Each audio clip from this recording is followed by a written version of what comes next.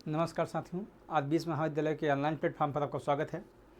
आज की क्लास हमारी होगी डाइपोल मोमेंट के बारे में। आखिरकार डाइपोल मोमेंट होता क्या है और ये किन किन अणुओं में पाया जाता है उनको देखेंगे, ठीक है ना। तो स्टार्ट करते हैं डाइपोल के डिफिनेशन से कि डाइपोल होता क्या है, ठीक है, या जिसे हम बोलते हैं डाइपोल को हिंदी में द्विध्रुव, ठीक है। तो dipole is a di atomic molecule with charge in, ठीक है ना। तो डाइपोल क्या होता है, जो द्विध्रुव होता है, द्विपरमाणु अणु होता है। और द्विपरमाणु जो अणु होता है, जो डायटॉमिक मॉलिक्यूल होता है, बेसिकली ये कैसा होता है, ये आवेशित द्विपरमाणु अणु होता है, ठीक है ना। तो डाइपोल अब क्या होता है आपका, ये द्विपरमाणु अणु होता है जो आपका चार्ज होता है, ठीक है ना, आवेशित फॉर्म में रहता है, ठीक है। Dipole moment mu is the extent of polarity in molecule, ठीक है ना। तो आप लोग जो डाइपोल मोमेंट देखते हैं, कोई भी मॉलिक्यूल होता है जहाँ पे आप देखेंगे म्यू इक्वल टू कुछ लिखा होगा, जो लिखा होगा 2 3 जो भी लिखा होता है, ठीक है ना। तो ये यहाँ पे इसके प्रभाव को बताता है आखिरकार कि डाइपोल मोमेंट कितना है उस मॉलिक्यूल का, ये चीज़ बताता है, ठीक है। तो dipole moment for a pair of opposite charge of magnet Q is the magnitude of the charge time the distance between the end the defined direction of from the positive and negative, ठीक है। अब basically बात यहाँ की है कि जो dipole moment होता है वो किसी भी मॉलिक्यूल को अगर हम बताना है चीज़ को, तो यहाँ हमारे पास 2 अपोजिट चार्ज होंगे, ठीक है, 2 अपोजिट चार्ज के मॉलिक्यूल होंगे। और यहाँ पे इन दोनों अणुओं के बीच की दूरी जो होगी, एक हम r मान लेते हैं, ठीक है, इसकी डिस्टेंस होगी। और इन दोनों अणुओं के प्रभाव से जो एक हमें आवेश मिलता है, जो चार्ज मिलता है, उस चार्ज को हम बोलते हैं, ये आपका माइनस होगा, ये इसको हम बोलते हैं q, ठीक है ना। तो म्यू हमारा देखेंगे आप लोग होता है म्यू इक्वल टू क्या होगा, फिर Q इंटू आर होता है, ठीक है ना। तो कुल मिला के बात यह है कि 2 आपके अणु होंगे, दोनों आपके अपोजिट चार्ज होंगे, आपका एक पॉजिटिव चार्ज होगा, एक आपका निगेटिव चार्ज होगा, ठीक है ना। अब ये जो दोनों अणु होंगे, ये एक डिस्टेंस होगी इनके द्वारा ये आपस में सेपरेटेड हो गए एक दूसरे से।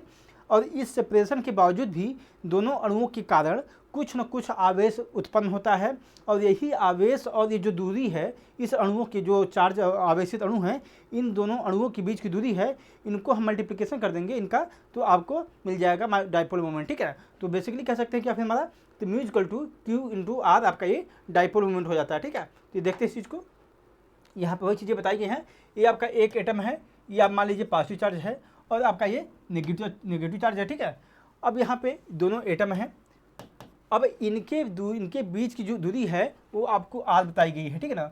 अब होता क्या है, इन अणुओं के कारण, ठीक है, क्यू जो आपका है आवेश प्लस क्यू है, दूसरा आपका माइनस क्यू है, इन अणुओं के कारण होता क्या है, एक आवेश जनरेट होता है इस फील्ड में। तो जिसकी वजह से क्या होगा, एक हमें डाइपोल मोमेंट देखने को मिलता है। और डाइपोल मोमेंट हमारा बताता है कि म्यू जो आपका हो वो क्यू इंटू आर के बराबर होगा, ठीक है। Where mu is the dipole moment होगा आपका होगा, क्यू आपका चार्ज ऑन द एटम होगा, ठीक है ना। जो एटम है ये जो क्यू आप देख रहे हैं, ये आपका मान लीजिए ए एटम रहा होगा, आपका ये बी एटम रहा होगा, तो इनमें जो चार्ज है उसको ये बता रहा है। आर आपका क्या होगा, डिस्टेंस बिटवीन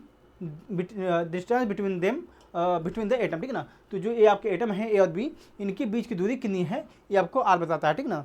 और आपका म्यू जो होगा, ये mu Q equal to R हो जाएगा, ठीक है। Mu is a vector quantity, ठीक है ना। म्यू आपका जो डाइपोल मोमेंट होता है वो आपकी सदिश राशि होती है, and is a logical concept in atom and molecule where, ठीक है। और जो आपका डाइपोल मोमेंट होता है, डाइपोल होता है, वो आपके एटम या अणु परमाणुओं के बीच में ज़्यादा अच्छे से बैठता है, ये सूटेबल होता है, ठीक है। Where the effect of charge separation can be measure, ठीक है ना। तो यहाँ पे क्या होगा, जैसे एटम या मॉलिक्यूल हैंगे, इनकी जो डिस्टेंस होगी इन अणुओं के बीच या मॉलिक्यूल के बीच की दूरी में जो होगी, उनके डिस्टेंस के से जो हमें आवेश मिलता है, उनको हम इस चीज़ से आसानी से माप सकते हैं। It is also useful concept in dielectric and other application in solid and liquid material, ठीक है ना। तो डाइपोल जो होता है वो डाइलेक्ट्रिक जो मॉलिक्यूल होते हैं उनमें ये काफ़ी उपयोगी होता है। और इसका अनुप्रयोग हम लोग सॉलिड जो मॉलिक्यूल होते हैं या फिर बोले लिक्विड मॉलिक्यूल होते हैं, इन दोनों में भी इसका उपयोग हम कर सकते हैं, ठीक है। The सीजियस unit of dipole moment is D by, ठीक है। तो डाइपोल मोमेंट का जो सीजियस यूनिट होती है वो आपकी डी बाई होती है, जबकि जो एसआई यूनिट इसकी होगी, इसका होगा कूलाम्ब मीटर, ठीक है। तो सीजियस यूनिट इसकी क्या होगी, डी बाई, एसआई यूनिट इसकी होगी कूलाम्ब मीटर, ठीक है। अब देखते हैं टाइप ऑफ मॉलिक्यूल स्ट्रक्चर, ठीक है। तो डाइपोल मोमेंट हम लोगों ने देख लिया। आखिरकार अब डाइपोल जो मोमेंट होता है उन किन किन प्रकार के अणुओं में पाया जाता है, अब उन सब चीज़ को देखते हैं, ठीक ना। तो अगर यहाँ बात की जाए, मालिक्यूल आपको दो प्रकार के देखने को मिलते हैं, ठीक है ना। जो मालिक्यूल आपके होंगे वो हमेशा आपको दो प्रकार के देखने को मिलेंगे। पहला आपका होता है डाई एटामिक मालिक्यूल, ठीक है, और दूसरा आपका होता है पॉली एटामिक मालिक्यूल, ठीक है। अब डाई एटामिक पॉली एटामिक का मतलब ये हुआ कि जब दो अणु होंगे, ठीक है, जब कोई भी मालिक्यूल है वो दो अणुओं से मिलकर बना होता है, ठीक है, तो उसको बोलेंगे हम लोग डाई एटामिक, ठीक है, क्योंकि यहाँ पे दो अणु है, उसके बाद आपका परमाणु बना है, ठीक है। दो अणुओं से मिलकर आपका एक मालिक्यूल बन रहा है, ठीक है ना, दो एटम से मिलकर आपका एक मालिक्यूल बन रहा है। अगर वहीं पे बात की जाए पॉली एटामिक की, जब दो अणुओं से ज़्यादा मिलकर कोई भी मालिक्यूल बन रहा है तो उसको हम बोलेंगे पॉली एटामिक मालिक्यूल, ठीक है ना। एग्जाम्पल के तौर पे देखेंगे आपका, यहाँ पे आपका Cl2 हो जाता है या Cl हो जाता है, आपका HF हो जाएगा, ठीक है ना। यहाँ पे देख रहे हैं आप लोग दो ही एटम हैं, ठीक है, आपका जो Cl2 है या Cl है, HF है, यहाँ पे कल दो ही एटम हैं, तो इसको बोल सकते हैं आपका ये डाई एटामिक मालिक्यूल है, ठीक है ना। जबकि जब आपको दो से ज़्यादा अणु मिलके कोई भी मालिक्यूल को बना रहे हैं उसको बोलेंगे हम पॉली एटामिक मालिक्यूल। और पॉली एटामिक मालिक्यूल को बोलेंगे, समझ सकते हैं इससे, CO2 आपका हो जाएगा H2O, ठीक है, और आप VF3, ठीक है। तो ये ऐसे मालिक्यूल है, देख रहे हैं आप, जहाँ पे दो अणुओं से ज़्यादा मालिक्यूल है, ठीक है ना। अब कई भी इसमें हो सकते हैं, XF4 भी हो सकता है, ठीक है, ये भी आपका हो सकता है। तो ये आपके सब ये पॉली एटामिक मालिक्यूल होते हैं, ठीक है ना। तो इस प्रकार से आपके डाई एटामिक और पॉली एटामिक मालिक्यूल होते हैं। तो अब हम उसी क्रम में डाई एटामिक मालिक्यूल को देखते हैं। आखिरकार डाई एटामिक मालिक्यूल जो होते हैं उनमें डाइपोल मोमेंट कैसे पाया जाता है, क्या पाया जाएगा, ठीक ना, और किन अणुओं में पाया जाएगा, किन अणुओं में नहीं पाया जाएगा, उनको भी देखते हैं, ठीक है। तो di atomic molecule, a di atomic molecule consist of two atom joined by each other by covalent bond, ठीक ना। तो जो डाई एटामिक मालिक्यूल होते हैं वो एक दूसरे से सह संयोजक बंध द्वारा एक दूसरे से जुड़े हुए होते हैं। In this type of molecule, the dipole moment of the bond also gives the dipole moment of the molecule, ठीक है ना। तो अब इसे अणुओं में क्या होगा, जो आपके मालिक्यूल जुड़े होते हैं कोवैलेंट बॉन्ड के थ्रू, यही बॉन्ड जो होता है डाइपोल मोमेंट को भी बताता है कि आखिरकार जो मालिक्यूल, देखिए होता क्या है, जब दो मालिक्यूल जब दो एटम बॉन्ड से जुड़े होते हैं, कोवैलेंट बॉन्ड से जुड़े होते हैं, इनकी बीच की दूरी क्या है, वही उनके बीच की दूरी कुछ ना कुछ तो होगी। अब इनके बीच की दूरी जो होगी और जो एटम होंगे, इनमें जो आवेश होंगे, जो चार्ज होंगे, उनकी वजह से एक हमें चार्ज देखने मिलता है, और चार्ज जो हमें देखने मिलता है और जो एटम की दूरी होती है वही आपका जो डाइपोल मोमेंट होता है, ठीक है। तो कुल मिला के इस एटम के इस बॉन्ड की वजह से हमें कुछ न कुछ डाइपोल मोमेंट देखने को मिलता है। For example, dipole moment of HCl molecule is similar to HCl bond, ठीक है। जो आपका HCl बॉन्ड होता है वही आपका उसी के बराबर लगभग बताया जा रहा है यहाँ पे, कि जो म्यू होता है, जो डाइपोल होता है वो भी पाया जाता है, ठीक है ना। तो HCl जो मालिक्यूल होता है उसका जो डाइपोल मोमेंट होता है वो आपका होता है 1.03d, ठीक है ना, ये चीज़ समझिएगा। और डाइपोल मोमेंट कोई भी किसी भी मालिक्यूल का वो डिपेंड करता है कि जो दोनों एटम हैं उनकी बीच की इलेक्ट्रोनेगेटिविटी जो डिफरेंस होता है वो कितना ज़्यादा होगा, ठीक है ना। और कोई भी मालिक्यूल है अगर उसकी विद्युत ऋणात्मकता अगर ज़्यादा होगी, बहुत ज़्यादा होगी, तो उसमें डाइपोल मोमेंट सबसे ज़्यादा पाया जाएगा। अगर उससे कम हो रही है तो आपका डाइपोल मोमेंट घटता जाता है, ठीक है ना। देख सकते हैं इससे, more the electronegativity difference between the atom more will be the dipole moment, ठीक है ना। तो जितना ज़्यादा किसी भी मालिक्यूल के बीच में विद्युत ऋणात्मकता का अंतर होगा उतना ही ज़्यादा उस मालिक्यूल की डाइपोल मोमेंट होगा, ठीक है ना। For example, as F is the more electronegative than Cl, ठीक है, जो आपका फ्लोरीन मालिक्यूल है उसकी विद्युत ऋणात्मकता क्लोरीन मालिक्यूल से ज़्यादा होती है, जिसकी वजह से क्या होगा आप देखेंगे आप लोग, hence dipole moment of HF is 1.91d while the HCl is 1.03d, ठीक है ना। ये आपका डी जो होगा आपका डी बाई वही था ना, उसका जो यूनिट होती है उसको यहाँ बताया जाता है। तो आप लोग देख रहे हैं जो HF की जो HF में जो फ्लोरीन की इलेक्ट्रोनेगेटिविटी थी वो आपको बताया गया यहाँ पे 1.91 है, जबकि अब यहाँ पे देख रहे हैं Cl की जो क्लोरीन की इलेक्ट्रोनेगेटिविटी होती है उसको HCl की जो डाइपोल मोमेंट होता है वो आपको बताया जा रहा है यहाँ पे 1.03, ठीक है ना। अब इनमें सबसे नोटिस करने वाली बात ये है कि जो फ्लोरीन है इसको जो इलेक्ट्रोनेगेटिविटी होती है और जो क्लोरीन की इलेक्ट्रोनेगेटिविटी होती है, इन दोनों की कंपेरिजन अगर करेंगे आप लोग तो फ्लोरीन की इलेक्ट्रोनेगेटिविटी सबसे ज़्यादा होती है। तो यहाँ पे हम लोग क्या देख रहे हैं फिर कि जो फ्लोरीन की इलेक्ट्रोनेगेटिविटी बढ़ने के कारण जो डायपोल मोमेंट है HF का ज़्यादा हो गया है इन HCl की तुलना में, ठीक है ना। तो इस प्रकार से कर सकते हैं कोई भी मॉलिक्यूल अगर आपके पास है, अगर उन दोनों के बीच में इलेक्ट्रोनेगेटिविटी का जो डिफरेंस होता है वो अगर जितना ज़्यादा रहेगा उस मॉलिक्यूल का डायपोल मोमेंट उतना ही ज़्यादा होगा, ठीक है ना। एग्जाम्पल के तौर पर अगर देखेंगे, मान लीजिए जैसे आपका ये Cl2 मॉलिक्यूल, ये भी आपका डाई एटॉमिक मॉलिक्यूल है। अगर यहाँ पे देखेंगे Cl, ये Cl आपका होगा। अब इसमें अगर देखेंगे डायपोल मोमेंट जो इस मॉलिक्यूल को होगा वो आपका 0 होगा, ठीक है ना। आपका यहाँ पे ये 0 होगा। अब इसका कारण क्या है, अब देखिए यहाँ पे अगर देखेंगे जो Cl है और एक क्लोरीन है, ठीक है ना, इन दोनों की जो इलेक्ट्रोनेगेटिविटी जो डिफरेंस आएगा वो आपका 0 आएगा, ठीक है ना। क्योंकि दोनों को जो अंतर होगा, इसकी भी इलेक्ट्रोनेगेटिविटी जो होगी और इसको जो इलेक्ट्रोनेगेटिविटी होगी वो दोनों आपके सेम होगी, जिसकी वजह से जो इसका अंतर होगा वो 0 होगा। और यहाँ पे आप म्यू देखेंगे आपका 0 हो जाता है, ठीक है ना। अब देखते हैं पॉली एटॉमिक मॉलिक्यूल की जो कह सकते हैं बहुपरमाणु मॉलिक्यूल या फिर अणु, ठीक है ना, परमाणु, ठीक है, वो कौन से हो गए उनको देखते हैं, ठीक है ना। तो a polyatomic molecule contain greater than 2 atom joined by covalent bond, ठीक है ना।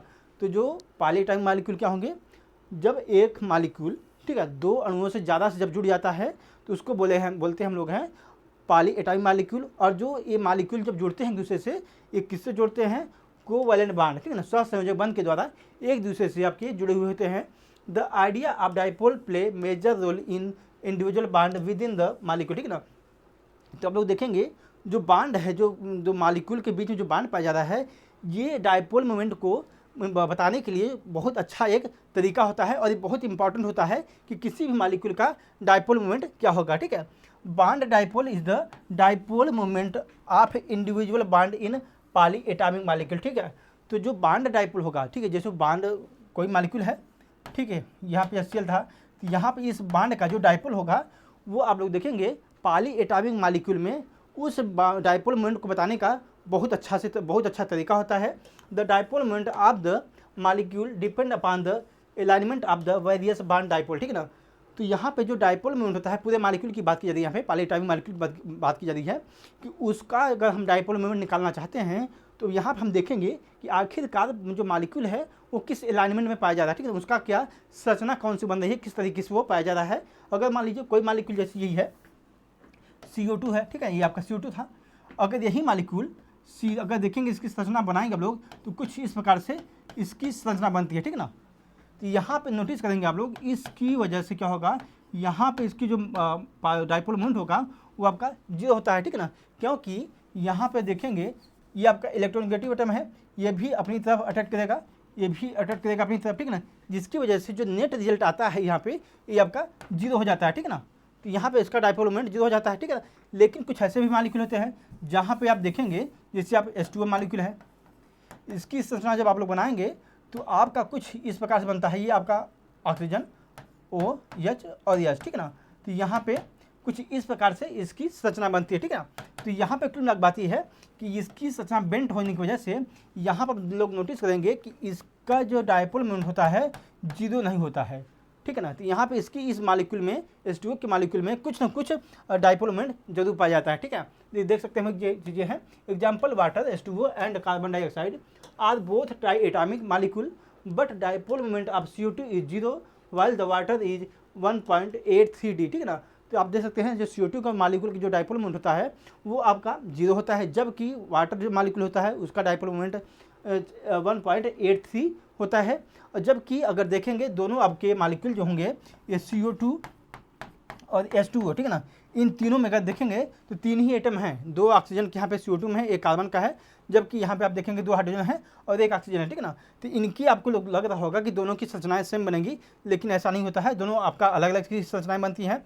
क्योंकि आपका H2O जो होता है ये बेंट स्ट्रक्चर इसका बन जाता है, ठीक है ना, बेंट फॉर्म स्ट्रक्चर बनता है, और यहाँ पे देख रहे हैं इसका स्ट्रेट स्ट्रक्चर इसका बन जाता है, ठीक है ना। तो जिसकी वजह से कह सकते हैं कि जब कोई मॉलिक्यूल है उसकी संरचना कैसी भी बन रही है उस पर डिपेंड करता है कि उस मॉलिक्यूल का आखिरकार डायपोल मोमेंट क्या होगा, ठीक है।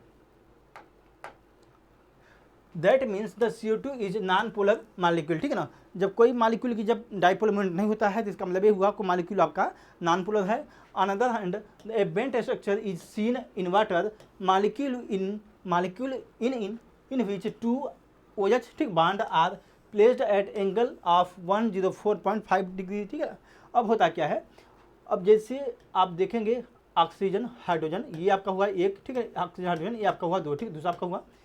अब इस मालिक्यूल के जो बीच का एंगल होता है वो आपका होता है 104.5 डिग्री, ठीक है ना।